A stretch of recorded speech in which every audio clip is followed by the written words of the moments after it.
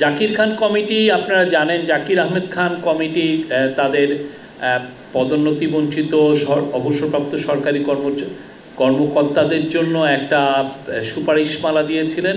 সেটার একটা এটা নিয়ে একটু থ্রেড ডিসকাশন হয়েছে। সেটার আলোকে যেটা ডিসিশন, এটার উপর একটা রিভিউ কমিটি হয়েছিল, ক্যাবিনেট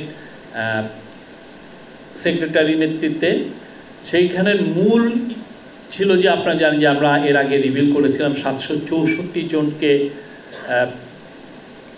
ভূতাপক্ষে পদোন্নতি দেওয়া যায়, এই বিষয়ে সুপারিশ করা হয়েছিল। তো সেই জন্য এর মধ্যে থেকে আমরা বলছি 119 জনকে সচিব পদে, 41 জনকে গ্রেড 1-এ এবং অতিরিক্ত সচিব পদে 528 জন এবং যুগ্ম সচিব পদে 72 জন এবং উপসচিব পদে 4 জন কর্মকর্তাকে ভূতাপক্ষে পদোন্নতি প্রদানের সুপারিশ করেছে।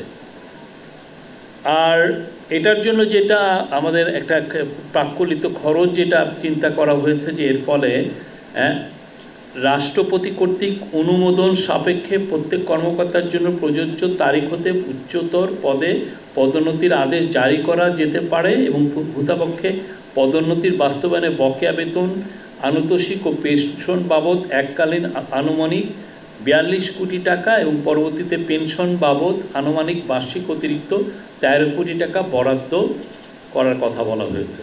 মাঠের অলরাউন্ডার আমি, আর ঘরের allrounder Tilex. Tilex toilet cleaner, clean মানেই টাইলক্স।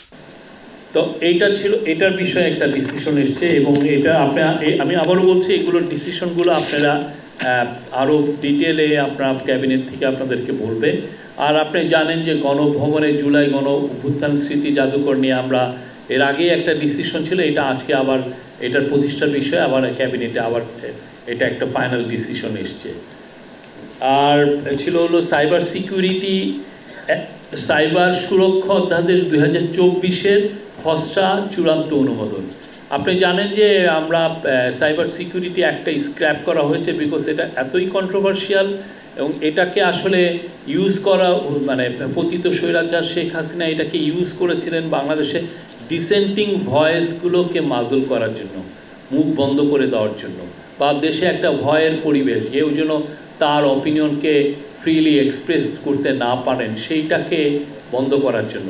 তো সেইটাকে চেঞ্জ করে এখন একটা সাইবার সুরক্ষা অধ্যাদেশ, ওইটাকে যেহেতু স্ক্র্যাপ হয়েছে এটা ডিসিশন, সেটার একটা অনুমোদন করা হয়েছে। এবং এটার মূল ইস্যু হচ্ছে আমরা সাইবার স্পেসকে সবার জন্য আমরা সেভ করতে চাই। আপনি জানেন সাইবার স্পেসে অনেক ধরনের ক্রাইম হয়, অনেকে চিটেড হন, অনেক আমাদের মা বোনরা অনেক ধরনের বুলিংয়ের শিকার হন, শিশুদেরকে অনেক ধরনের বুলিংয়ের শিকার করতে হয়। তো সাইবার স্পেসকে সেভ করাটা এটা একটা গভর্নমেন্টের দায়িত্ব। তো সেই আলোকেই সাইবার সুরক্ষা অধ্যাদেশটা, এটার বিষয়ে আজকে আলোচনা হয়েছে এবং এই বিষয়ে একটা ডিসিশন এসছে।